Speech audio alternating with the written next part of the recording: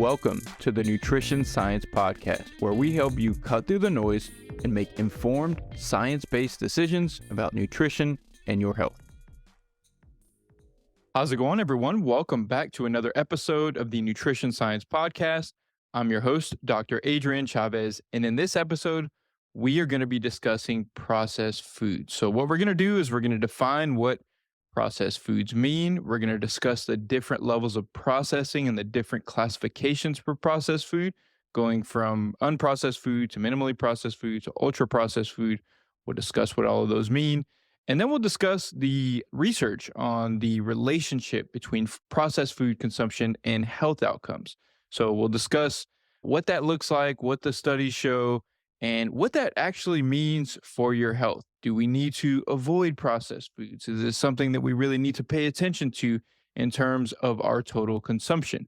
Before we get started, I want to remind you all that we recorded an episode last week on saturated fat in health. So if that's a topic that you're interested in, and you haven't listened to that show, I recommend checking that out. You can check it out after this podcast or before, whatever floats your boat. But I highly recommend checking that out because we discussed a little bit more about different types of saturated fats, whether or not there's an increased risk of cardiovascular disease with saturated fat consumption, and a lot more. So this topic is really controversial right now. A lot of people are promoting more saturated fat consumption and saying that eating more is better. And I think it's important to understand the nuance here so you can arm yourself against misleading information. With that said, let's go ahead and jump into the content that we're going to be discussing today, which is processed food. So let's go ahead and start by giving a definition of the different processed food classifications. So there's a classification called the ANOVA classification that was developed for defining foods based on their level of processing. So group 1 in the ANOVA classification is unprocessed food. This includes whole foods. So this is going to include seeds, nuts, fruits, vegetables, legumes, meats, eggs, dairy. As long as there hasn't been a level of processing applied to it in any way, this is considered quote unquote unprocessed. Now, I'll discuss this in a little bit after I get through all of the research, but the reality is that if you cook something, that's quote unquote processing. So we'll talk about that a little bit more later, but this is the ANOVA classification. So those things are unprocessed. Group 2 is going to be processed culinary ingredients. So this is oils, butter, sugar, salt. So these are added to foods. They've gone through a series of processing, but it's basically one ingredient. So you take an oil, for example, you processed it out of the olive, and now it's an ingredient. It's a processed culinary ingredient now. Group 3 is what are considered processed foods. These are products that are manufactured by industry, which adds salt, sugar, or another substance to unprocessed foods to make them more stable and more palatable. So something like this would include pickles, for example. Instead of cucumbers, they're added to vinegar and the brine, and they're fermented and they're turned into pickles. So that's a minimally processed food. Other things like fruits that are preserved in syrup. So if you purchase, let's say, for example, a fruit cup that had syrup that the fruit was preserved in, that's an example of a minimally processed food. Processed meats. So if you didn't take beef, but you had a lunch meat that's gone through some level of processing, that's going to be considered a minimally processed food. And then the group 4 is the ultra processed foods. These are products that involve formulations of ingredients, and they are created by a series of industrial techniques typically. And this includes chips, soft drinks, bread, pastries, cookies, candies. Pizzas, a large percentage of foods that we see in the grocery store where they took, let's say, for example, Cheetos. They took the original corn would be the group 1, minimally unprocessed. And then if you went to group 2, for example, you take that corn and maybe turn it into sugar, high fructose corn syrup. That's group 2. And then, which doesn't mean it's healthier. And then group 4, you take that corn, you process it down to a flour, you fry it, you add salt, you add oil, you add flavorings, and you turn it into a Cheeto or a Dorito or something else along those lines. So it's taking these originally what would be a food, an unprocessed food, something that we would recognize, and it's taking that and modifying it in various ways and adding flavorings and salt and oil and things like that to make it more palatable. And these are what are considered these ultra processed foods. So, how do these impact health? What is the relationship between food processing and health? So, most of the evidence here is on ultra processed foods because it's a little bit more difficult to define the minimally processed foods. And we're not really worried about culinary ingredients. We're not really worried so much about unprocessed foods. What we're worried about is what are the health implications of eating a diet that is rich in these ultra processed foods that have had various things added to them that have been modified in various ways. So there was a study, and we're going to cover three studies really quickly, and then we'll talk about the implications of that research. So there was a study that was published in 2022 in the American Journal of Epidemiology. They looked at 40 different papers, so this was some meta-analyses, and this included over 5 million individuals. And what they found was that the people who eat the highest amount of ultra processed foods versus the lowest amount had about a 30% higher risk of death from any cause in the compilation of these papers. This is also supported by a study that was published in the journal Nutrients in 2021. This one included 7 studies, a little bit over 200,000 individuals, and they found that every 10% increase of diet from ultra processed foods. So let's say, for example, you classified your diet as 60% ultra processed foods. Well, if you go up 10% from that to 70%, which is the average, by the way. So the average intake of ultra processed foods in the US is 60% of the diet. So let's say, for example, it was 50% of the diet, then you went up to the average. So let's say you're eating 50% ultra processed foods, you went up to the average, which is 60%. And that would be associated, according to this data, with about a 15% increased risk of death from any cause, and then also increased risk of cardiovascular disease. And this relationship with ultra processed foods and cardiovascular disease seems to be somewhat driven by BMI, as that relationship was stronger among individuals with a BMI higher than 25 versus those lower. Something I want to mention, these are studies where we take questionnaires, we look at what people are eating. So we're asking them what they're eating, and then we're following up for a long period of time. And these studies aren't perfect. They do their best to really like just compile the best available data, but they're not perfect. And so I just want to make that clear. These studies recruited together 200,000 individuals, and they just followed them up for a period of time. And those individuals who are consuming those higher amounts of ultra processed foods died earlier. And so that's how these studies are done. And so again, they're not perfect, but they are a good indicator of how dietary patterns affect health outcomes. And I discussed the different types of nutrition research on a previous episode of the show. It's one of the first episodes that I released. Highly recommend checking that out. I'll link that in the show notes. So, another study published in 2021 in the British Journal of Nutrition also included prospective cohort studies, which are the studies where people are followed over time. And this one included 13 studies, almost 200,000 individuals. And they found that there was a relationship between ultra processed food and death from any cause, death from cardiovascular disease. And then also in this study, they showed a relationship between the consumption of ultra processed foods and depression. And I'm confident that these associations exist in a variety of different health outcomes. I was primarily looking for research looking at these major health outcomes, cardiovascular disease, cancer, death from any cause. Didn't see a relationship with cancer, which I thought was interesting, but this isn't every single health outcome that is associated with ultra processed food consumption. So if we looked at diabetes, if we looked at blood pressure, if we looked at cholesterol, if we just went down the list and looked at various health outcomes, it's quite likely that in most cases, higher amounts of ultra processed food is going to be associated with a negative outcome on that particular health variable that we're trying to evaluate. Now, why is this the case? So, ultra processed foods, we take the original food, we oftentimes process away some of the nutrients, we add calories to it, we make it more palatable, meaning make it more delicious, make improve the mouthfeel, like just improve the way that that food tastes.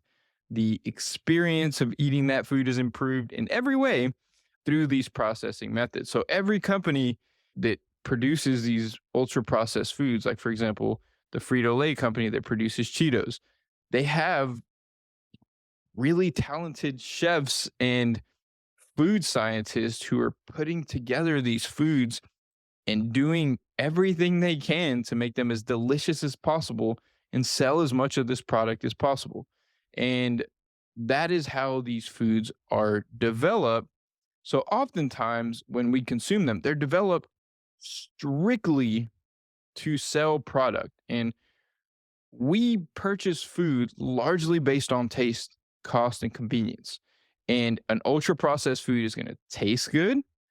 It's going to be low cost because they're using cheap ingredients in many cases. And convenience, they're preserving those foods in a way that they make them really convenient. I can have a bag of chips right next to me, open it up, and just start eating it.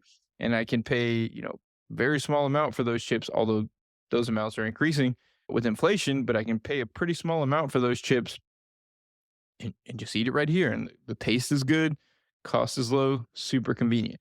Whereas if I wanted to eat corn, for example, I can get that at a low cost, but taste corn isn't going to taste as good as Cheetos. I mean, some people might dispute that, but most people would agree that the taste of Cheetos is probably, more satisfying than corn. And so I could get the ultra processed food, but it taste isn't going to be as good. It's not going to be as convenient. Like, do I have to actually like cook the ear of corn? Do I have to buy it canned and open it and heat it up or eat it raw or whatever the case may be? So for these reasons, they tend to cause us to overeat. They tend to compromise the nutritional quality of our diet in many cases when we're consuming high amounts of these. And these are the reasons why this can have a negative impact on our health. Nutrition, and I probably have discussed this before, and you'll definitely hear me discuss this again, but the primary factors that determine how nutrition impacts our health outcomes are our energy intake. Eating too much is going to have negative health implications. And if you're eating too little, as we've discussed before, and the nutritional quality of our diet. Is that diet meeting our nutritional needs? Are you getting enough B12? Are you getting enough fiber? Are you getting enough protein? Are you getting enough zinc? Are you getting enough magnesium? And if you're consuming higher amounts of ultra processed foods, let's say, for example, 40% of your diet, or let's go with the average, 60% of your diet is ultra processed foods, and these ultra processed foods aren't fortified. In the case that they're fortified, they'll have more nutrients, but let's say they're not fortified. You're eating 60% of your diet from ultra processed foods, no fortification.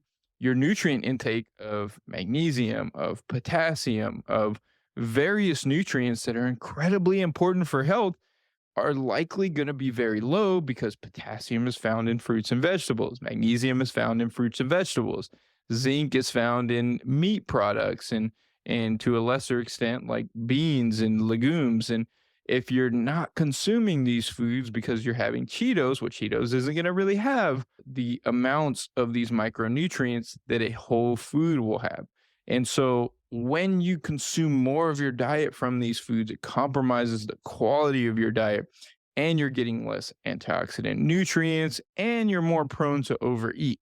So, what I want to say though, because I've made these out to be, quote unquote, bad at this point, the data's there that shows that eating more of these isn't a good thing. And then I've discussed, the reasons why eating more of these can not necessarily be a good thing. Now I want to go to the other side of the spectrum and talk about why ultra processed foods and this definition isn't necessarily something that we need to be afraid of. There's a lot more nuance that needs to be taken into account. And there are situations where consuming these foods is a healthy thing to do. Eating more of these foods can actually be beneficial in some ways. So let me explain. So, number one, ultra processed food, based on that definition, there's a lot of healthy foods that would be technically classified as ultra processed. So, let's say, for example, you take a protein powder. So protein powders can, supplement protein needs. They can help improve metabolism, improve muscle mass, improve bone mineral density because they help us to meet our protein needs. And there's many randomized controlled trials that have shown that protein supplementation can have positive health effects. However, it is considered an ultra processed food. So is this something that is harming your health because it's considered an ultra processed food? No. So we have to understand that this classification doesn't necessarily tell us that this food is like good or bad in any way. So that's a big, caveat to classifying foods in this way. The next thing is really understanding that you're probably not going to be able to eat a diet of completely unprocessed foods unless this is your full-time job. Like unless you just have lots of time to prepare food, to procure food, to store food, cuz ultra processed foods, they just last longer. And so if you're taking for example a I have I buy pasta. Pasta is ultra processed. So the pasta that I buy would be technically considered ultra processed. If I made a scenario where I couldn't include that in my diet, that limits my dietary choices. Now I can't consume this pasta that has plenty of fiber, that has plenty of protein, that has some B vitamins, that has some magnesium. I can't consume that anymore because it's ultra processed and I don't eat ultra processed food. So, this is something that we really need to understand is in some cases these foods are perfectly fine to include in the diet, and even in some cases, let's say for example I didn't allow myself to have the pasta, so instead I had white rice for example, and the white rice has less protein, has less fiber, and that might actually have a negative impact on my diet going to a less processed food. And so this isn't always black and white in terms of, you know, just don't eat processed foods, just stay away from them. It's time consuming, and processed foods offer value. They can actually offer health value in many cases when we're talking about things like pastas and other things that are, that have plenty of fiber, that are nutritious. They're just classified as ultra processed for various reasons. Now, there are foods, let's say, for example, things like Cheetos and stuff that, yeah, clearly they're not going to benefit our health. And I've discussed why a second ago. But there are still scenarios where consuming these foods is actually a healthy thing to do. Let's say, for example, you are very active and you are a marathon runner and you're running a marathon, you're burning thousands of calories while running a marathon. You need to replenish that energy. And it would be nearly impossible to do so only relying on unprocessed food.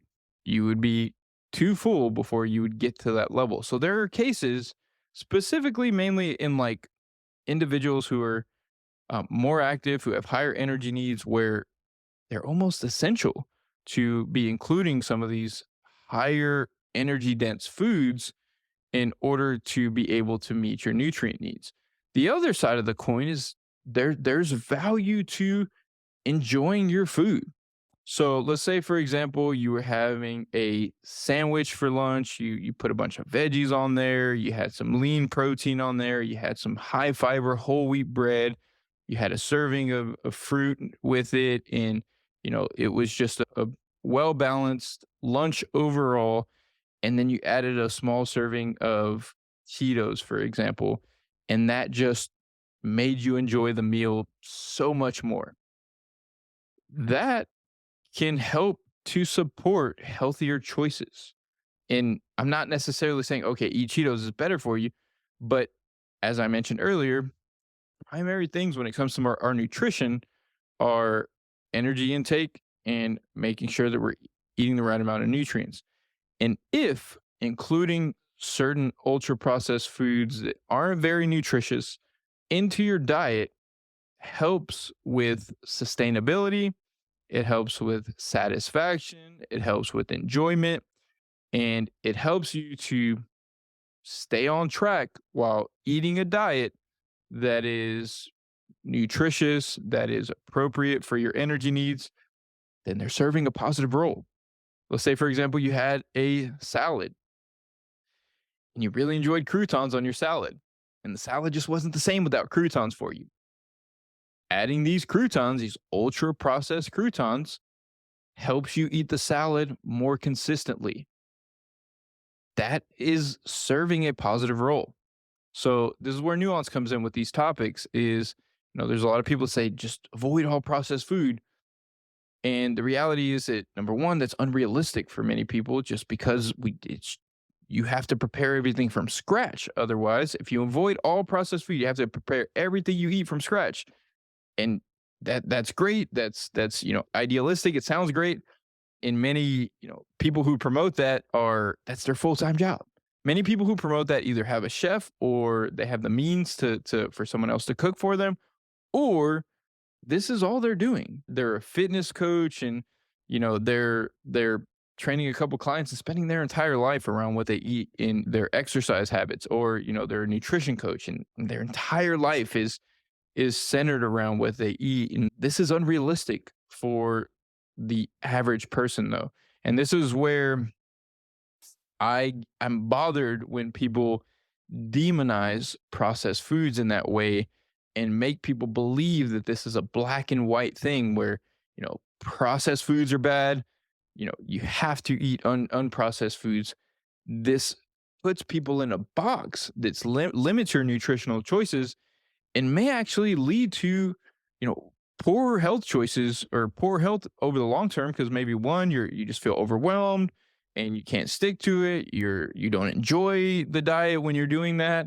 And there's many factors that can contribute to this black and white messaging actually like not having a positive effect on people. Now, that is a generally good message. We need to be eating more unprocessed food for our health.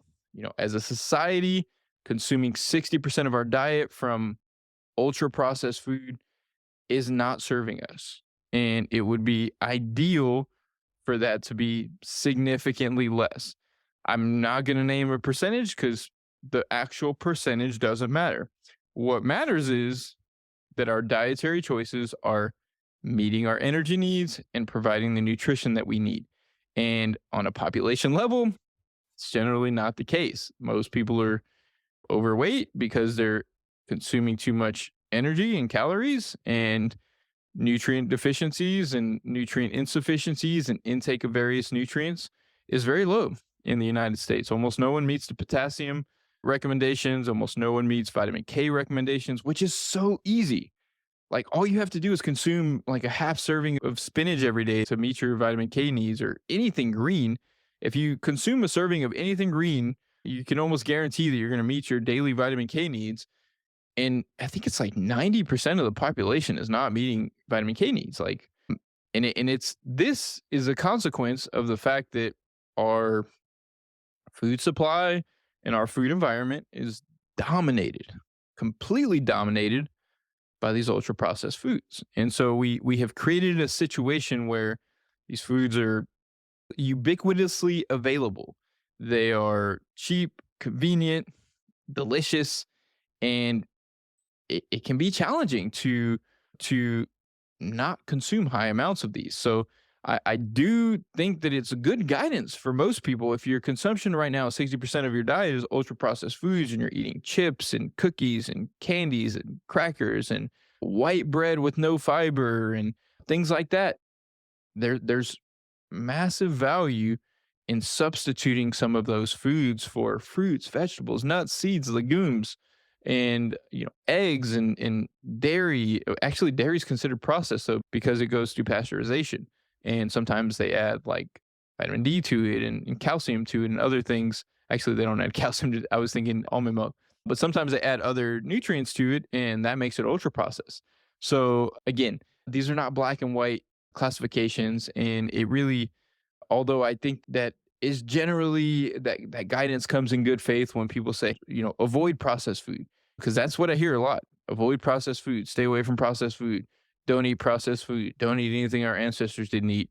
I'm sure they're well meaning, but the reality is that, I've worked with definitely over 1,000 people at this point with through group programs and all sorts of, one-to-one group programs and various outlets. And I can tell you that very few people living in a modern society are going to be able to just shun off any type of processed food. And very few people, nobody needs to. You don't need to. It's that simple. You don't need to avoid all processed food. You just have to understand what your needs are and understand how to include them into your diet in a way that serves you, in a way that actually helps to add to your diet. If it, for example, for me, one of the things that I enjoy is I like to have a snack of chips and cottage cheese. And I have that a couple times a week. And cottage cheese has 20 grams of protein.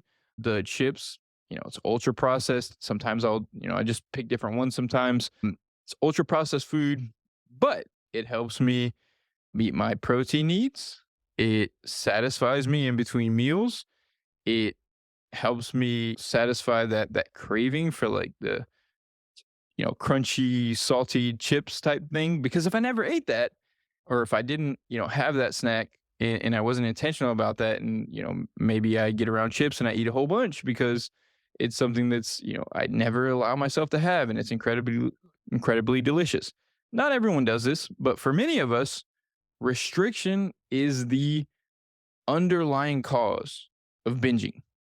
Many people who experience uncontrolled binge eating, the root of it is restriction. The root of it is not allowing yourself to eat foods. The root of it is telling yourself that these foods are bad and that you can't eat them or you're a bad person. These dichotomies and this moral assigning a moral value to food takes a psychological toll. And health is a holistic phenomenon. Health is not who eats the cleanest diet possible. Health is your sleep, your stress management, how happy you are with life. Your nutrition and your exercise habits are important there too. And also like relationships and things like that. And if you put nutrition and having the perfect, cleanest diet possible as the highest priority because someone has convinced you that that is the only thing that matters for health, the rest of your health is going to suffer.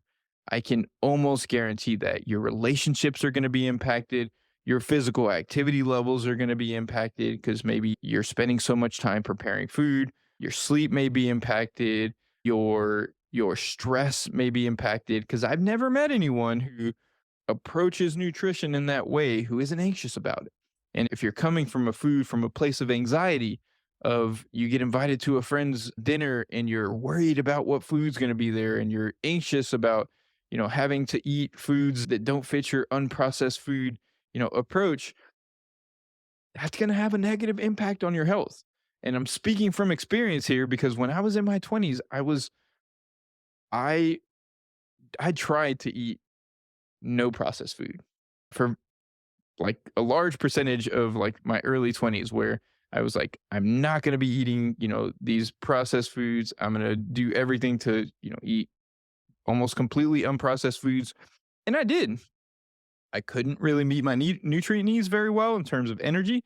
I'd be too full to actually like eat the amount of calories that I need to eat. I'm 6'1" and I'm active. I need about 3,000 calories per day. And if I don't allow myself to eat any unprocessed or any processed food, it can be difficult for me to achieve those energy needs without feeling too full.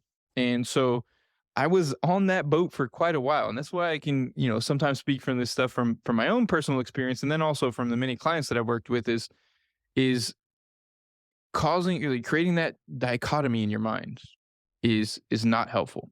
So I want you to look at processed food. It's not something that's bad or morally wrong. These tend to be less nutritious than unprocessed food, and it is ideal to build your diet around unprocessed and minimally processed nutrient dense foods, but including these processed foods in the context of a diet that meets your energy needs, of a diet that meets your micronutrient needs, is not going to have a negative impact on your health. And I can't say that with like full confidence because that data isn't necessarily something that's easy to produce in terms of studies. But the reality is, yes, these foods are not ideal. Yes, they can be less nutritious. Yes, they can be more energy dense. But as long as your dietary pattern is meeting what you need in terms of energy and nutrition, I do not think that consuming 20, 15% of your diet, even 25% of your diet from ultra processed foods of various kinds. And again, there's many things that can be classified as ultra processed foods. So as I'm saying this, I'm thinking, you know, whole wheat bread and things like that. Consuming, a percentage of your diet from these foods is not something you need to worry about. And it's not something that I would recommend worrying about too much. There are other factors that are more important when it comes to your nutrition. So that's really all I have for this episode of the podcast. I really just wanted to introduce this topic, discuss what it is, talk about the classifications, and then put it into context for you all. Because I really think that, I get this all the time. I see it all the time. I see this messaging everywhere. Stay away from processed foods. Processed foods are bad. These companies are out to get you. And another thing I want to briefly touch on that, like these companies are not out to get you. They're not Cheetos. The Frito-Lay company is not designing Cheetos, and they're in a room and they're saying, "How can we kill people?"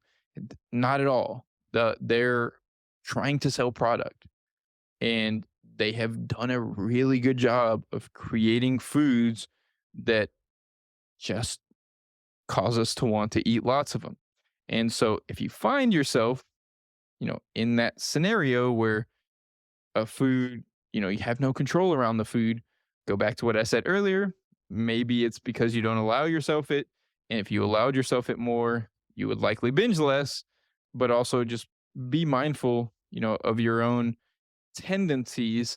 And this is where, individual variation, individual preferences, individual tendencies need to be taken into account. Some people say, I can't moderate. Again, usually in my experience, almost every time the people who quote unquote can't moderate are the individuals who tend to be more restrictive with their nutrition. But if it does, if it is the case where you just have a really hard time with various foods and controlling yourself around those foods, it may be best to avoid, certain foods, but just shunning off all processed foods because they're processed is definitely not a wise idea. That's not, quality nutrition guidance, in my opinion.